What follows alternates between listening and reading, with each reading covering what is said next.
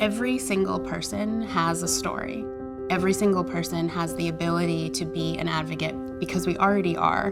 What the advocacy arm of LLS does is provide us an opportunity to identify our story and celebrate it in a way that helps others yesterday, today, and tomorrow. The moment I was diagnosed was when I was 3.5 years old.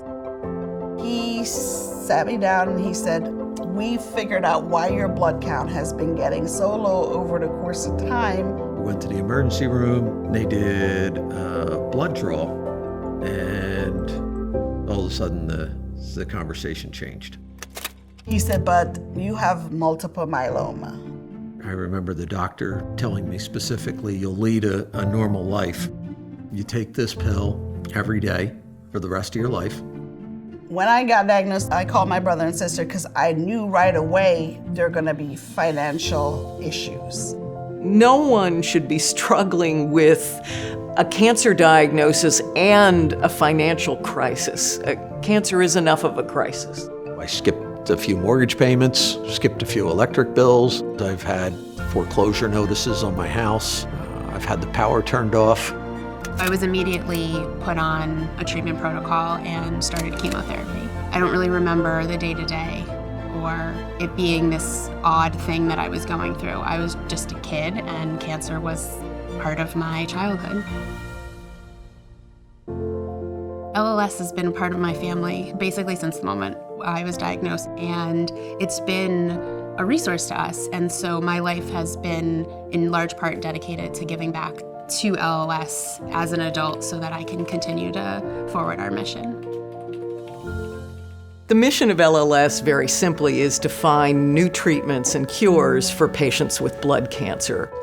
After going to the support group and hearing about LLS, I called them up and I said, "You know what? I don't have the best energy right now, but I'd like to do whatever I can. Whatever you guys need, I want to help and get involved." And then I got a call about going to DC and share my story. My story was really about the fact that there were times when I could not pay for my medication.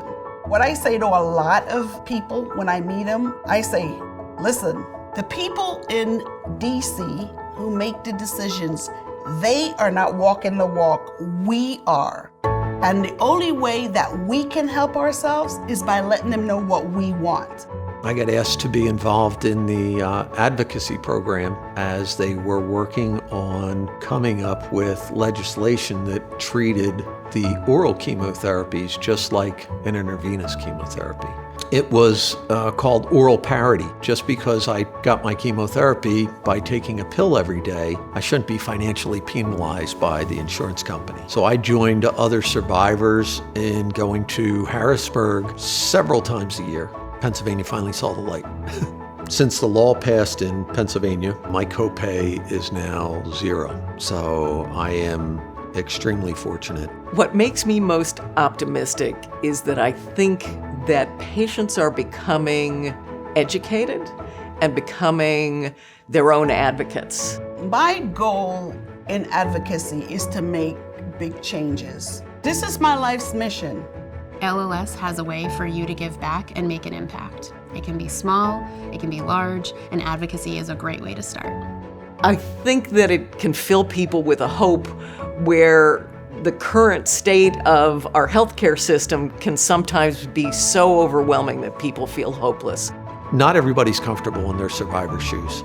I didn't get comfortable in my shoes for 2 years. Am I happy about being a survivor? Not exactly. I'd much rather have never encountered the disease. But the voice that the Leukemia Lymphoma Society gave me and others that weren't comfortable in that story changed and saved lives. My childhood cancer experience is a huge part of my identity. So cancer can also be life and advocacy and giving back and survivorship. And there's a beautiful life waiting for you.